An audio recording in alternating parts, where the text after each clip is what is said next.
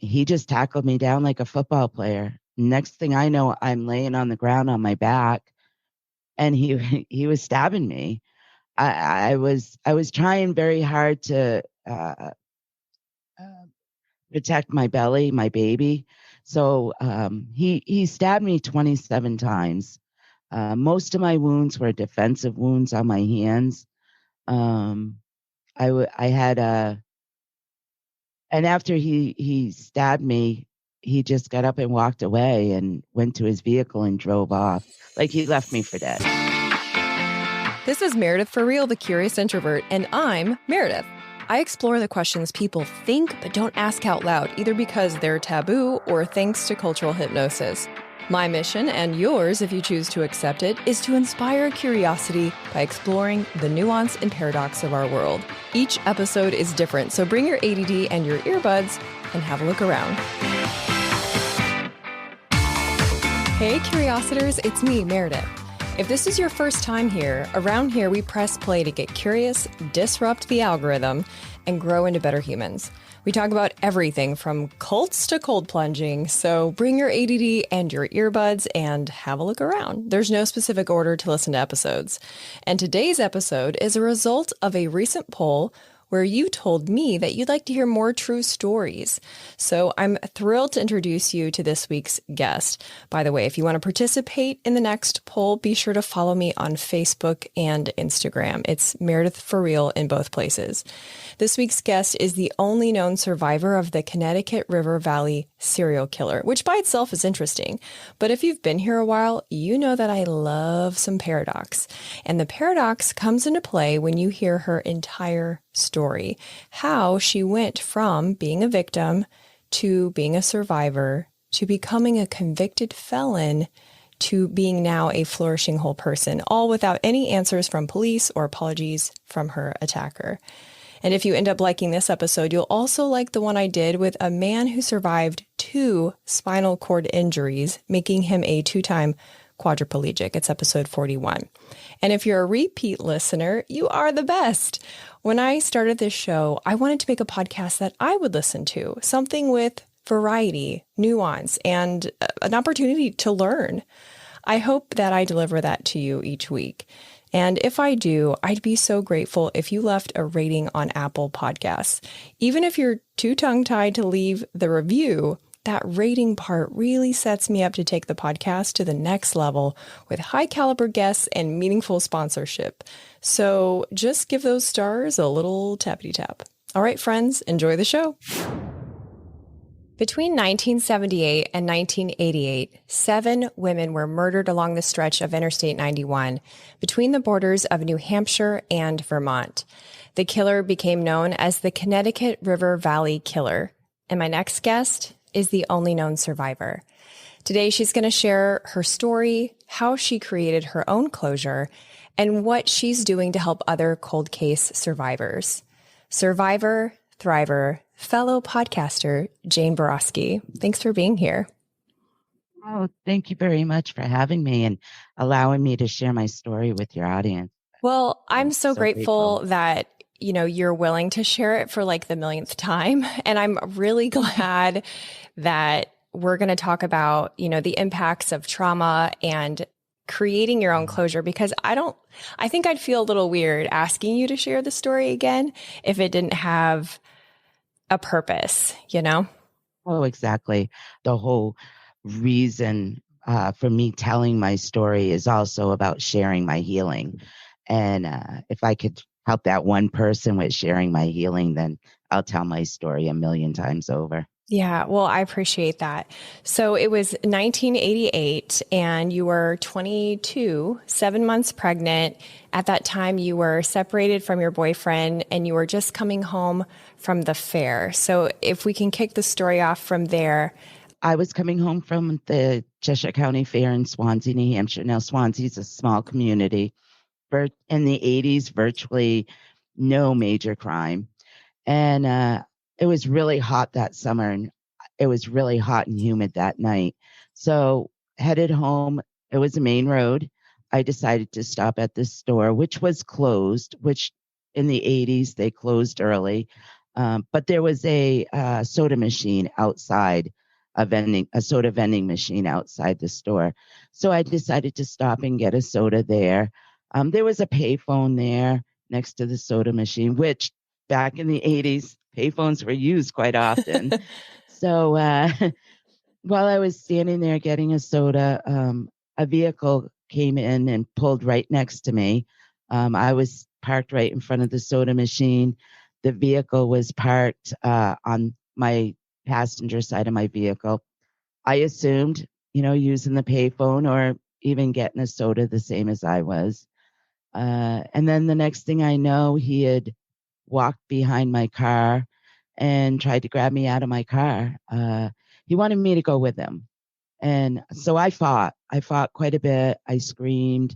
I knew in my mind that if I went with him, that I probably wasn't going to survive. So he eventually took a knife out and a knife out of his back pocket and, said, maybe this will persuade you to get out of the vehicle. So I got out of the vehicle and some words were passed. I felt as if he was confusing me with somebody else. Now, why did you feel that?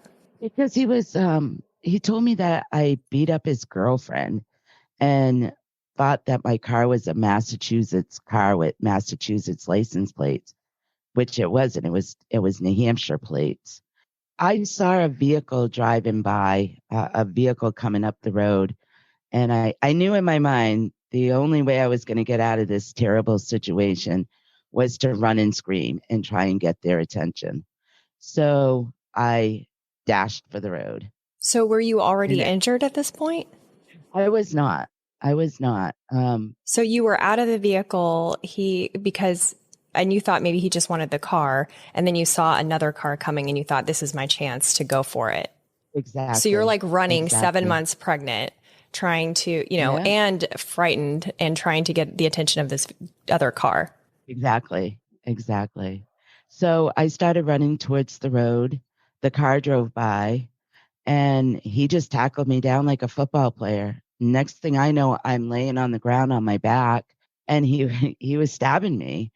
I was trying very hard to protect my belly, my baby. So he stabbed me 27 times. Most of my wounds were defensive wounds on my hands. And after he stabbed me, he just got up and walked away and went to his vehicle and drove off. Like he left me for dead. I know that he definitely left me for dead. Were you pretending like you were dead or unconscious? No, I wasn't pretending to do anything because it happened so fast. I was like laying there trying to process what just happened to me. Yeah, I've heard if you're stabbed like that, it's almost like shock. Like you don't even feel the first one. And that exactly. Is that how it was your experience? Yeah, people say, can you describe the pain? I can't describe the pain because I don't remember the pain of the stabbing. I remember just trying so hard to protect my baby. And, I kept putting my hands up to prevent him from stabbing me, which he ultimately stabbed my hands quite a bit. I mean, I ended up with 2 collapsed lungs, a lacerated thumb. He lacerated my tendon in my thumb and lacerated the tendon in my knee. He cut my jugular. Oh my gosh. So you couldn't even like scream then? Miraculously, I still could speak. I still could talk. But I could feel the blood coming out of me. The blood was just gushing out of me. And after he walked away, I somehow got on my hands and knees because I knew in my mind I needed to go get myself help. So I got up on my hands and knees and was able to walk to my vehicle and got in my vehicle, started my car up and started driving down the road. I had a friend of mine that lived right on that main road about 2 miles down the road. So I knew if I got to his house, I could get some help. So I drove to his house.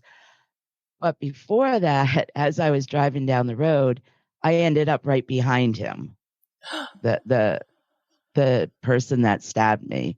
I was like, his vehicle was right in front of me. And I was like, oh my God, he's going to know where I pull in. He's going to see, he's going to turn around. He's going to come back after me because he now knows that I'm still alive. And so fear just really, really set in. And so I pulled into my friend's house, and he ultimately got me help. Rescue came and the police and all that. And I like walked, I couldn't even walk to his door. There was steps that went up to his front door, and I was just like, some jerk just stabbed the crap out of me and just collapsed on his stairs. That's when he called for help, and help came, and miraculously I survived. Yeah. And my daughter, I ended up carrying my daughter for another 2 months, and she survived. She had to also fight for her life for the second time too. When I had her, she was born with no blood pressure. So she was a blue baby. So I had to watch her fight for her life for about 3 weeks on a ventilator. But miraculously, she survived, and she has some neurological issues, but she's a mom. She blessed me with a granddaughter. So yeah, uh, she's my miracle. She's the reason why I survived. I say that all the time. I truly believe that if I was not pregnant, I probably would not have survived it. But I wanted my baby to live, and she wanted to live. There's really something to be said about, for one, adrenaline, like just in general, right? Yeah. Regardless of your gender. But mama bear adrenaline, like, I mean, it's pretty freaking powerful. And you hear stories all the time, not all the time, but, we've all heard stories of women who are mothers who show incredible feats of strength in moments of crisis, pulling up a car, or, just like crazy strongman competition type stuff. And, it's so impressive to us, but the stuff that gets overlooked that is perhaps even more impressive is the strength that it takes to heal from trauma. And especially from exactly. like, in your case, a serial killer who was never caught, that you never got closure from, not from him being convicted, not from the detectives. And we'll talk about that in a second. But I want to touch on the PTSD aspect, because you said in another interview that you didn't get a PTSD diagnosis for 20 years after the fact, which is incredible. Like, that's just a really long time to not, get that sort of label. And we kind of laugh about labels now because labels are thrown around in excess, I think, nowadays. But labels are also important because they validate our internal experience and how we're, moving through the world. And they allow us, they're like a key that unlocks help. So for you, how did your PTSD present? Back in the 80s, mental health wasn't talked about a lot, unfortunately. And there was so many things that happened while I was in the hospital after my attack. For one, every day the detectives came to the hospital, it was like, so you found him, right? In my mind, they were going to find him, arrest him, charge him, and I was going to be safe. Back in the 80s, when there was a victim, someone that was victimized, the news, the newspapers, the TV news, they all broadcasted the victims' names. And my name was everywhere. And the day that I had to leave the hospital was probably the scariest day of my life, because I had a police officer outside my door the whole time I was in the hospital. Mm-hmm. While I was in the hospital is when I found out that they felt that I was a victim of the Connecticut River Valley serial killer. And then I happened to read the paper one day, and I'm reading these names of these victims that didn't survive, and that I was the only survivor. And that was really scary to me too. So I'm thinking, okay, I've got all these things going on. One, my name is all over the news. I mean, I was on CNN, not me personally, but my story was on CNN. So for one, he's going to know who I am. He knows my name. He knows I survived. He knows he's going to know where I live, and he's going to want to finish me off. So fear was a definite thing that I had to really try to overcome, because that was a huge thing when I left the hospital. When I left the hospital, it was like, okay, you physically healed, um, go home, have a nice life. Well, because of my attack, my life has changed forever. You know, everything about me has changed. Everything about my life has changed. We're going to take a quick break to hear about those who support the show. When we come back, you'll hear how Jane went from victim to convicted felon to becoming the person she always wanted to be. If you ever wonder where I find guests for the show, the answer is it varies a lot. And since it's something that gets asked a lot, I started including the backstory of each episode in my Monday emails. And then on Saturday, I share cliff notes and clickable links in case what you heard was so good you wish you could have taken notes. If you want to be included, text REAL to 66866 if you're in the US, or go to meredithforreal.com if you're elsewhere. If you're listening north of the state of Georgia, mosquitoes are not top of mind right now. But if you're in the Florida Panhandle or Gulf Coast of Alabama, you're already dusting off your grill and citronella candles. Make life easy for future you and get your property scheduled for a mosquito treatment with Insect. I've been using them since 2019 and they continue to impress me. They guarantee their work and pollinators are always top of mind. Check them out at ensec.net. If you watch the show on YouTube, then you see the beautiful backdrop of Trader John's, the exhibit where I record the show inside the Pensacola Museum of History. This is just one museum under the umbrella of the UWF Historic Trust. If you're planning a trip to Pensacola and need an indoor activity option, pick up a ticket. It's good for a whole week. Get your tickets in person so you can show the agent one of my emails and get $2 off an adult ticket. Now back to the show. Remember to stay till the end where I give you a sneak peek of next week's episode. So for 20 years, I was never offered any kind of counseling. I kind of went into like this victim mode. I mean, not victim mode, survivor mode. And I ultimately became a serious compulsive gambler, and that kind of took over my life. And because of that, I made a lot of bad choices in my life.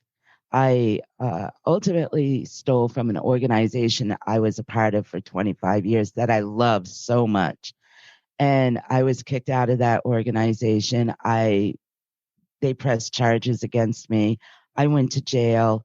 I'm a convicted felon today, but I did take full responsibility for my actions.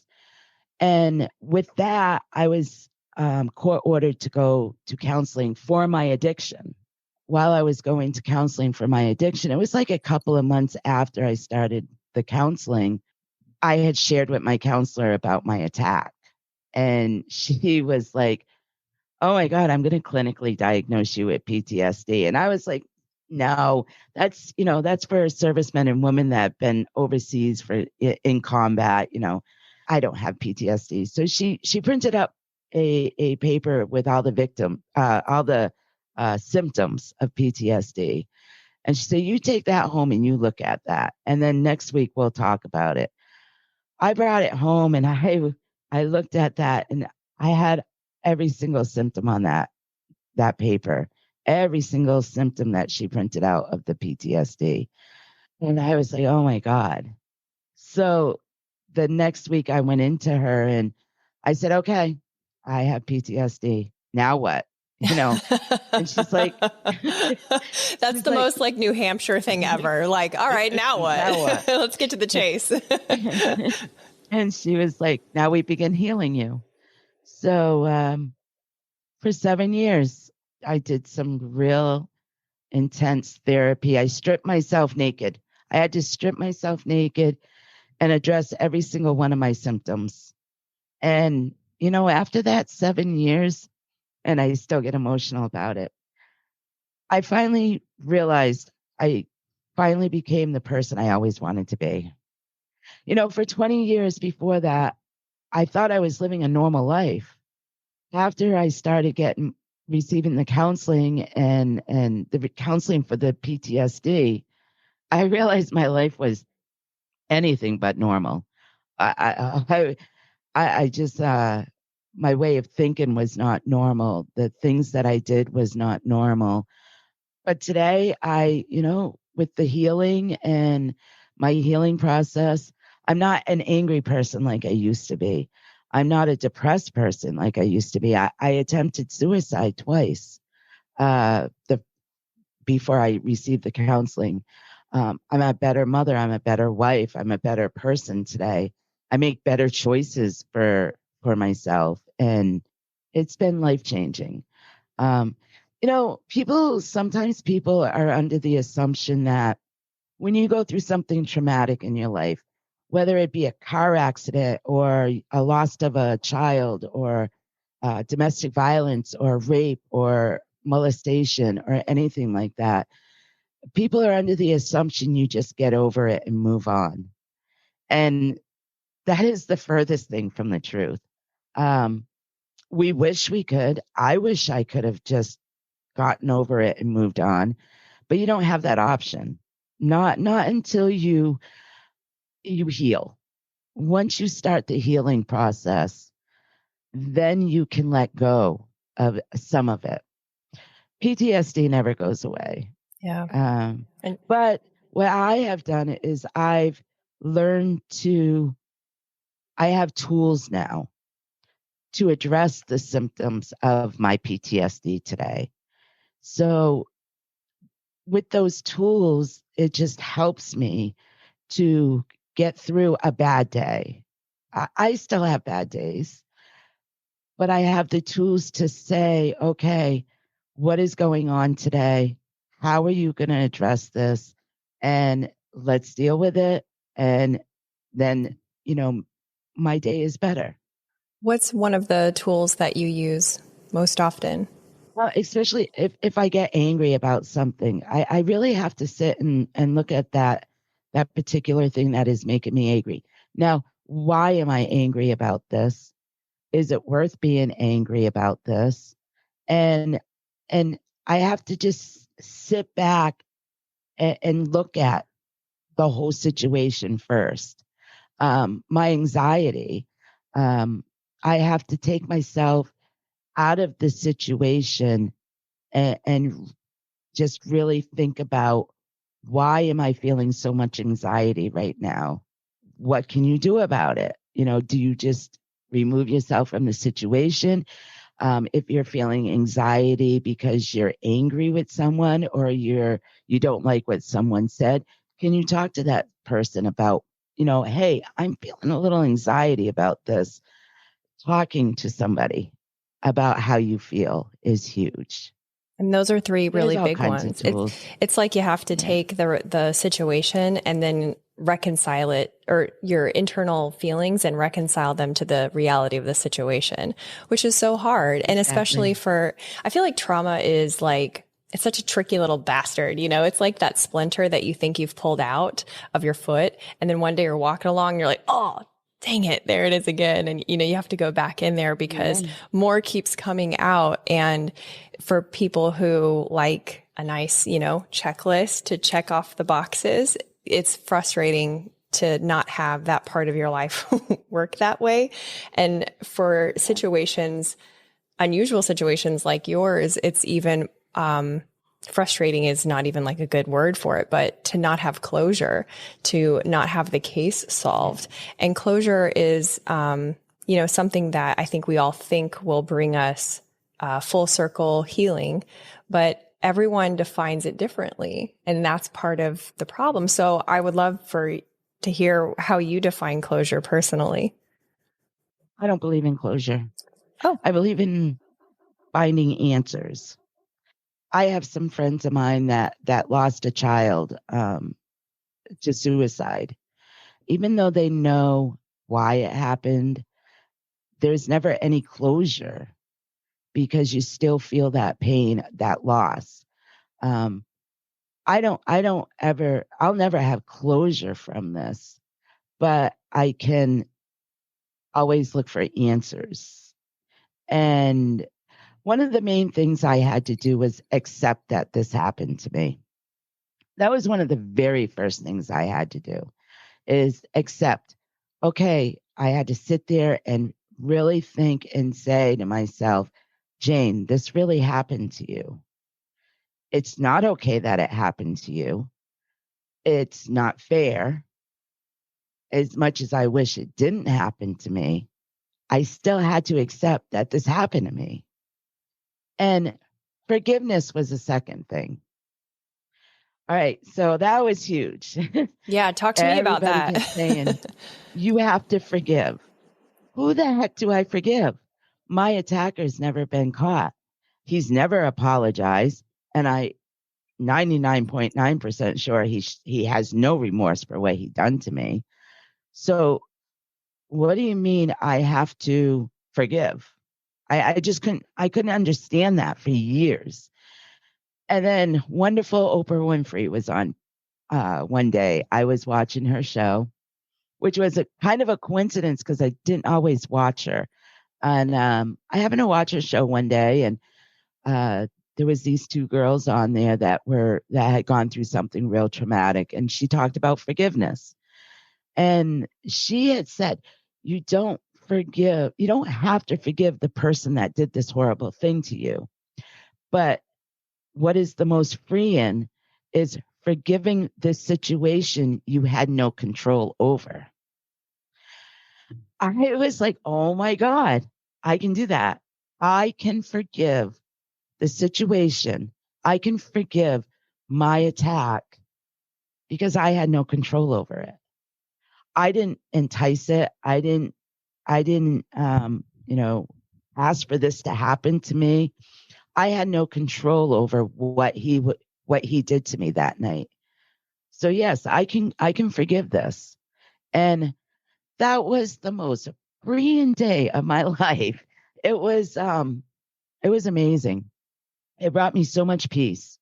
I was able I was able to say, okay, this is still part of my healing process. It was amazing. It was an amazing point in my life. I never thought of it that way, which is, I Yeah. mean, I'm surprised. I've never even heard of that because this sort of thing is, I love reading about it and talking about it and listening to podcasts about, just all of this stuff. So that's a pretty mind blowing thought, I think, for me and for people listening, because we all want 3 easy steps to healing, right? Like, give us the formula, ABC, we're done. But it doesn't even work that way. And it affects our relationships. It's not just about the past, which I think is the temptation additionally, that people are like, well, it's in the past, I just let it go. But the residue of all of that, like you were sharing about your anger and your gambling addiction, and that energy was still present and was just showing up in different departments of your life. It shows up in our relationships a lot. And I was so intrigued that your boyfriend at the time of the attack, who you were separated with at that moment, but is now your husband of 30 plus years. Mm-hmm. How, if you don't have to answer this if you don't want to, but I'm curious how you navigated the parts of your trauma that impacted your relationship together. We've been together for 37 years. We just got married about a year and a half ago. Oh, congrats. Thanks. I hid so much those first 20 years. I cried a million tears in silence. I cried so many times with not in front of anybody, by myself. And I hid my gambling. I hid a lot of things that I felt, my depression. I always put on this happy face and everything's great. And, I've moved on and the attack is behind me and all that. And so I hid a lot of things, and he didn't see a lot of things that was going on with me either. Um, we had a turbulent relationship for years, mostly about money, which had a lot to do with my gambling. Once I was arrested and started my counseling, he had lost all trust in me, because that's when he realized how many things I was lying to him about. And so once I started my counseling and started healing, and I had to earn his trust back. And it took a long time, but I don't gamble anymore. I'm much better with money. He trusts me with money now. Uh, I'm more open with him about how I feel, where I go, and the things that I do. And so our relationship is so much better because I am so much more open with him, and the communication with us is so much better. He didn't know how to talk to me for a long time either. I mean, he was there through it all. All my nightmares, all the conversations I had with the detectives. He had gone through everything with me, but never really knew how much my attack had really affected me mentally. Physically, I healed fine, but mentally was the struggle. And that's the silent killer right there. With trust and more open conversations with him, um, it's good now. Actually, it's great now. We have a great relationship now. Our kids are grown up now. We're enjoying our granddaughter, and you know, it's I'm living such a normal, happy life today because of my healing, and my relationship with my kids are so much better. With my daughter, I mean, my daughter is my best friend. She's never ever given up on me. She saw me at my worst so many times. And she's the one that always encourages me to move forward and to get better. And she's the reason why I'm doing the podcast. Yeah. It's ironic because, you know, we were going through the pandemic. We were shut down. Everything was shut down, stay at home and all that crap. And that really started affecting my PTSD. Oh. I started feeling a lot of anxiety because one thing with my PTSD is I have to have a routine. I have to have something that I have to look forward to, whether it be go to work or go shopping or go do this or go do that. The shutdown affected me big time mentally, and so me and my daughter would try and do different things around the house, quirky things, out in the backyard. We'd set up this big, maze or whatever. And we just tried to change things up at home. And one day we were listening to podcasting, a few podcasts, and she punched up Connecticut River Valley Serial Killer. And there was actually a couple of podcasts that were doing episodes on that. And she was like, "Oh my God, there's so much untruth there. Those facts are so wrong." And so then she punched up my name, and there was a couple that came up with my name, and she's like, "That is not true. That didn't happen. They don't know what they're talking about. Mom, you need to do a podcast." Mm-hmm. So that's what kicked it off. I decided I wanted to share my story, and Invisible Tears was created. And I'm so proud of it because it talks about my attack, it talks about the other victims, and it talks about PTSD and healing. Yeah. And I was able to tell my story in my words and my way. And that's what Invisible Tears allows me to do. And I love that it I helps said, other people too. And because well, I'm not a true crime podcast listener. I just feel weird about keeping myself awake on road trips. by listening to other people's trauma. It feels like I'm a crime scene looky-loo or something, but yours is different because it's about cold cases and trying to support people and move not just through it's not like a game of Clue. It's not a game. This is like real lives. And you take more of that, approach to it without putting the people who are the criminals in the spotlight. And I really appreciate that. And I want everyone to listen to it. So I don't want to forget. So go ahead and tell people where they can find it and the name again. Yeah. One of the things I try to do is give people hope. By telling my story, I give them hope. So it's Invisible Tears podcast. You can listen to it anywhere you listen to your favorite podcast. We're on Facebook, Instagram, and YouTube. I love that. And before we sign off, is there anything that you would want to say to someone who's experienced trauma without the closure that they were expecting? Never give up hope. Nobody can take hope away from you. And healing is so huge. It will be life-changing if you begin to heal. That was one of the things I wanted to accomplish. If I could help that one person with my podcast, then I've done everything that I wanted to do with it. I've accomplished what I wanted to do with my podcast. And we get several emails all the time, and private messages saying, I've never felt so heard. I now have hope, and for the first time in years, I'm going to begin healing. So I've accomplished what I wanted to accomplish, but I'm still going to share about my healing so that I can help other people. Well, thank you for coming on here and sharing with my audience. I'm just so grateful. Thank you again. I also wanted to share that I'm also involved with another project called Dark Valley.